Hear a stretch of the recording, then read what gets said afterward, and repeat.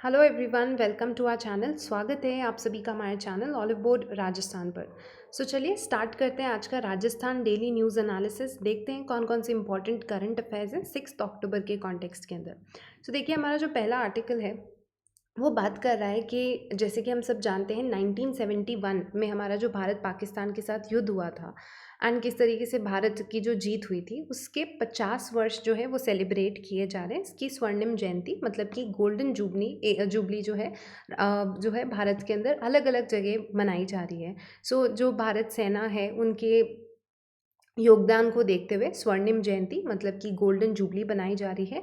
1971 के अंदर जो भारत पाकिस्तान का युद्ध हुआ था ईस्ट पाकिस्तान को लेते हुए, बांग्लादेश का इंडिपेंडेंस को लेते हुए, अब बांग्लादेश को आज़ाद कराने के लिए जो युद्ध हुआ उसकी स्वर्णिम जयंती बनाई जा रही है। ठीक है, एक उत्सव समारोह इसके रिगार्डिंग अलग अलग जगह देश भर में करवाए जा रहे हैं। ऐसा ही एक प्रोग्राम हमने ऑलरेडी देखा था कि जो है कुछ दिन पहले ही जयपुर के अंदर करवाया गया था एंड अभी यहाँ पे एक और प्रोग्राम करवाए जाने की बात की जा रही है। इसके अंदर बेसिकली इस प्रोग्राम के अंदर होगा क्या, यहाँ पे ये लोग एक ट्रेल करवाएंगे। इसका नाम क्या रखा है, मेवाड़ ट्रेल। इसका नाम रखा गया है मेवाड़ ट्रेल एंड इसका जो थीम है उसके बारे में आप सुनिए। इसका जो थीम है वो रहेगा वीरों के त्याग और बलिदान की धरती। ठीक है, वीरों के त्याग और बलिदान की धरती, ये इसका थीम रहने वाला है। इसका क्या नाम है, मेवाड़ ट्रेल। क्या थीम रहने वाली है, वीरों के त्याग और बलिदान की धरती। इसके अंदर होगा क्या कि डेजर्ट कॉप्स जो है वो एक कुछ 550 किलोमीटर का जो डिस्टेंस है ऑन फुट वो कवर करने वाले हैं एंड जितने भी ऐसी जगह हैं मेवाड़ की जहाँ पे जहाँ पे हल्दी घाटी जैसे रही, कुंभलगढ़ रही, चित्तौड़गढ़ रहा, जहाँ पे भी हमने देखा कि मेवाड़ के राजा महाराजाओं ने अपना जो है अपने बलिदान दिए हों, कंट्रीब्यूशन, जो मेवाड़ की हिस्ट्री हम सब जानते हैं। उसके रिगार्डिंग जो हिस्ट्री के हिसाब से या हिस्टोरिकल पॉइंट ऑफ व्यू से जो चीज़ें, जो जगह इंपॉर्टेंट है वहाँ पे इनका ट्रेल जाएगा, वहाँ पे जो है इनका एक्सपेडिशन जाएगा। हल्दी घाटी, कुंभलगढ़, दिवेर, चित्तौड़गढ़, यहाँ पे ऑन फुट ये किया जाएगा। 550 किलोमीटर का डिस्टेंस ये कवर करेंगे। ठीक है, यहाँ पे फिर से मैं रिपीट करती हूँ, स्वर्णिम जयंती बनाई जा रही है 1971 के अंदर भारत पाकिस्तान का जो युद्ध हुआ जिसमें भारत की जीत होती है, पाकिस्तान की हार होती है, उसकी गोल्डन जुबली बनाई जा रही है। अलग अलग प्रोग्राम्स करवाए जा रहे हैं इंडिया लेवल पे। ऑलरेडी हमारे राजस्थान के अंदर एक जयपुर में इसके रिगार्डिंग प्रोग्राम करवाया गया था एंड अभी फिर एक और जो है प्रोग्राम इसके अंदर ऑर्गेनाइज करवाया जा रहा है। पूरे साल इसके अंदर कुछ ना कुछ चीज़ें होंगी। इन चीज़ों को ही देखते हुए मेवाड़ ग्रेनेडियर्स रेजिमेंट जो है उसकी 9वीं बटालियन जो है वो मेवाड़ ट्रेल का आयोजन करेगी। ये चीज़ आपके लिए इम्पॉर्टेंट है कि मेवाड़ ग्रेनेडियर्स रेजिमेंट, इसकी जो 9वीं बटालियन है वो यहाँ पे मेवाड़ ट्रेल का आयोजन करेगी एंड इसमें जो है डेजर्ट कोर के सैनिक की एक टीम 19 दिनों तक पैदल चलकर लगभग 550 किलोमीटर की दूरी तय करने वाली है। ठीक है, ये इसके अंदर कुछ चीज़ रहने वाली है, मतलब कि किस तरीके से पूरा प्रोग्राम होगा। मेवाड़ ग्रेनेडियर्स रेजिमेंट उसका 9वीं बटालियन मेवाड़ ट्रेल का आयोजन करेगी। इसके अंदर डेजर्ट कोर के जो सैनिक हैं उनकी एक टीम 19 दिनों तक पैदल चलकर 550 किलोमीटर का डिस्टेंस ये कवर करने वाले हैं। पैदल यात्रा होगी जिसके अंदर ये हल्दी घाटी, कुंभलगढ़, दिवेर, चित्तौड़गढ़, इन सब एरिया से ये लोग चलने वाले हैं एंड जहाँ पे भी हमारे जो शहीद रहे हैं, जिस एरिया के अंदर जहाँ पे भी हमने हमारी कर्म भूमि देखी है, महाराणा प्रताप, कुंभलगढ़ और इन सब एरिया को ये विजिट करने वाले हैं।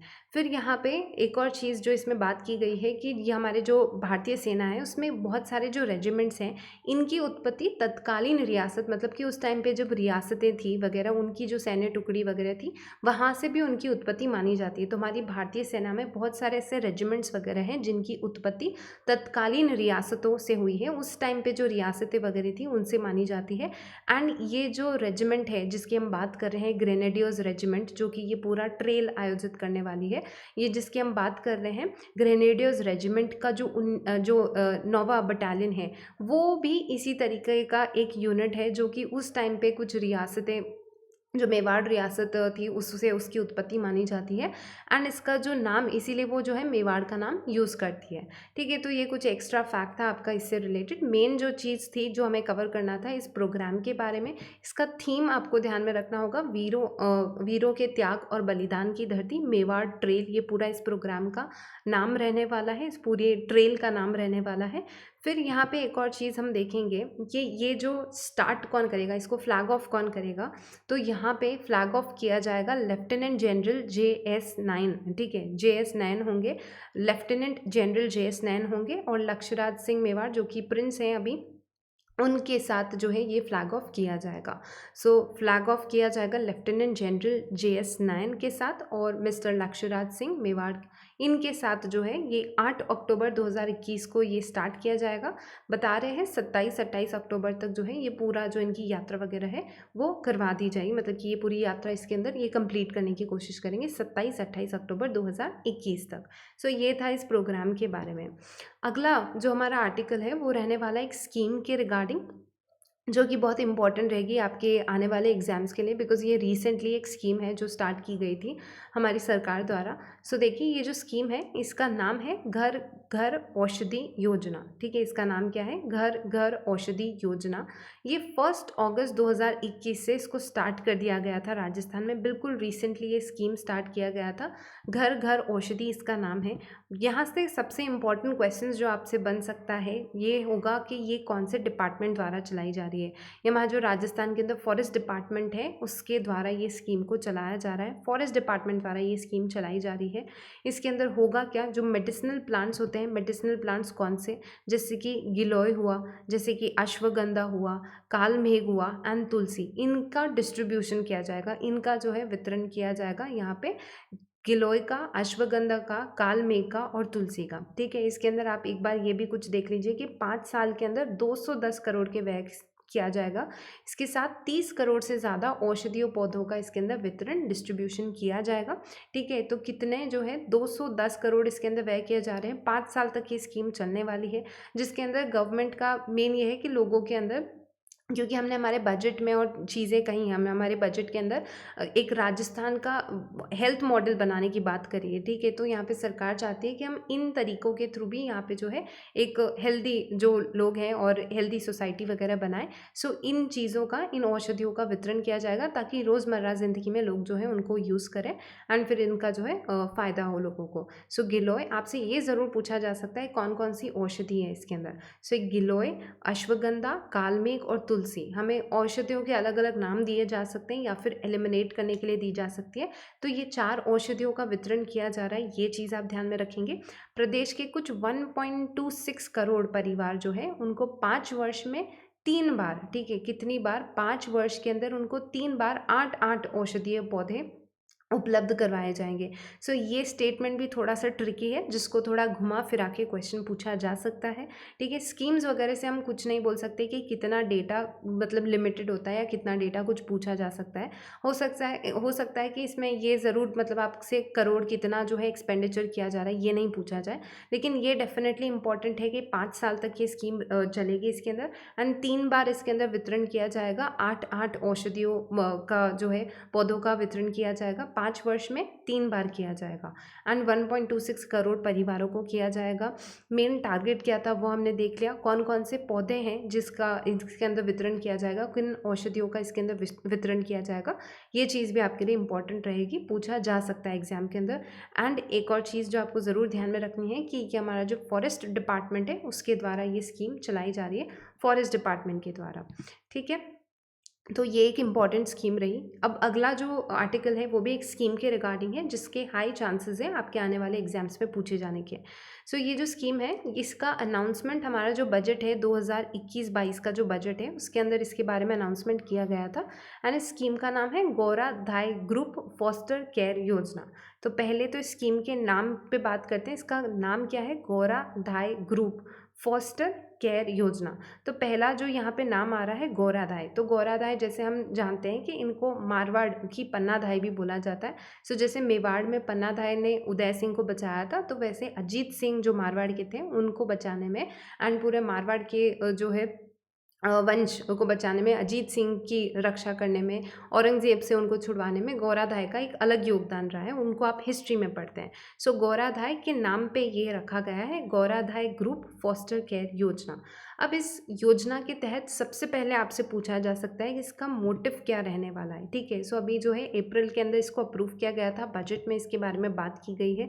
अब यहाँ पे गवर्नमेंट का मेन टारगेट क्या है? सो गवर्नमेंट यहाँ पे बोल रही है कि ज़ीरो से, अब देखिए यहाँ पे गौराधाय ग्रुप फॉस्टर केयर योजना, इसके अंदर ऐसा बोला गया है कि ऐसे कोई भी एनजीओज जो कि अनाथ बच्चों की अगर मदद करते हैं, ठीक है, अगर ऐसे कोई भी एनजीओज हैं जो कि अनाथ बच्चों की मदद करते हैं, तो वहाँ पे उन एनजीओज को मदद की जाएगी, उन एनजीओज को इस स्कीम के थ्रू मदद की जाएगी। तो इसमें इनका टारगेट क्या है कि 0 से 18 वर्ष आयु के देखरेख के जो बच्चे हैं, 0 से 18 वर्ष के आयु के देखरेख और इनके संरक्षण की आवश्यकता वाले ऐसे बालक और बालिका जिन्हें लंबे समय तक परिवार आधारित देखरेख की आवश्यकता है, उनको यहाँ पे टारगेट किया जाएगा। तो 0 से 18 वर्ष की आयु दे रखी है यहाँ पे।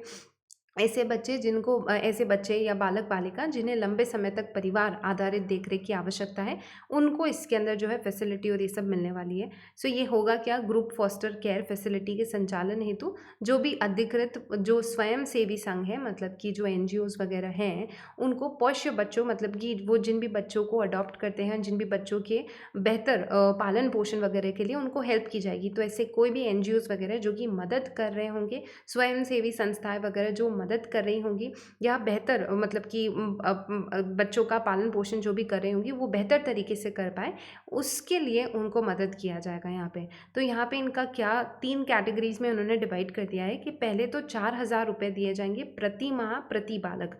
तो हर एनजीओ को जहाँ पे वो प्रति माह प्रति बालक जो है इसके अंदर दिए जाएंगे पोष्य बालक बालिकाओं के पोषण के लिए, वस्त्र के लिए, शिक्षण के लिए, ठीक है। तो 4,000 प्रति माह प्रति बालक दिए जाएंगे।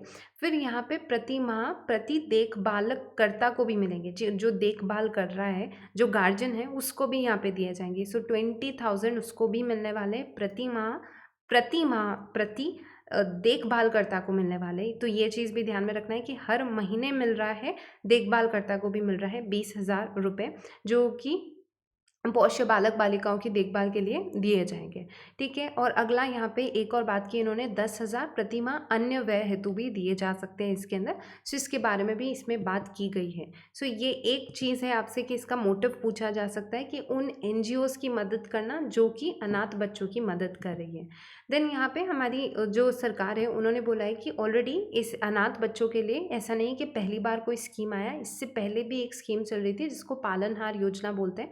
सो इस पालनहार योजना में भी यही है कि अगर कोई बालक बालिकाएं हैं जिनके माता पिता नहीं हैं अब, तो उनको पालनहार योजना के अंडर जो है, अगर वो 6 वर्ष तक के हैं, मतलब कि 6 से 18 वर्ष तक है, उनको कुछ जो है जो पैसा वगैरह दिया जाता है, ठीक है, उनको ऐसे स्टाइपेंड्स वगैरह दिए जाते हैं, सरकार की तरफ से कुछ मदद मिलती है, उनको वित्तीय सहायता यहाँ पे दी जाती है। सो पालनहार योजना ऑलरेडी चलाई जा रही थी हमारी सरकार द्वारा कि अगर आप 6 वर्ष तक के हैं तो आपको 500 रुपये देते हैं, 6 से 18 तक के हो तो आपको 1,000 रुपये मिल रहे होते हैं, प्लस आपको साल में 2,000 रुपये एक्स्ट्रा आपके स्कूल और बुक्स और इन सब के खर्चे का मिल रहा होता है। तो पालनहार योजना ये उसके वही गार्जियन को या फिर जो आपका पालन कर रहा होगा उसको दी जाती है ये, ठीक है। तो उन लोगों को मदद करने के लिए जो कि अनाथ बच्चों को रख रहे हैं, पालनहार योजना ऑलरेडी चल रही थी। अब एक और जो है ये एक और जो स्कीम चलाया गया है, गौराधाय ग्रुप फॉस्टर केयर योजना। टारगेट पूछा जा सकता है, नाम से ध्यान में रख लीजिएगा, गौराधाय मतलब कि बालकों की और जो बालिकाएं हैं जिनके माता पिता नहीं हैं उनकी जो है पालन पोषण के लिए जो एनजीओस काम कर रहे हैं उनको मदद करने के लिए एक तरीके से ये स्कीम चलाया गया हमारी गवर्नमेंट का। देन यहाँ पे एक और चीज़ बोली गई है कि बजट में इसके बारे में बात की गई है, साथ साथ में जो केंद्र सरकार है वो भी इसके अंदर हमारी कुछ मदद करने वाली है। सो पूरा इसका जो व्यय वगैरह है या खर्चा वगैरह सिर्फ जो स्टेट गवर्नमेंट नहीं देगा, केंद्र सरकार की ओर से भी इसके अंदर जो है मदद की जाएगी। सो ये एक और स्कीम थी जो हमने कवर की। सो आज के इसके जो वीडियो सेशन रहा उसके अंदर हमने इंपॉर्टेंट स्कीम्स कवर की और एक इम्पॉर्टेंट आर्टिकल कवर किया आपके एग्जाम्स के लिए। डेफिनेटली तीनों ही आर्टिकल्स इंपॉर्टेंट है। सो आई होप आपको वीडियो पसंद आया होगा। Please like and share the video and thank you for visiting olive board.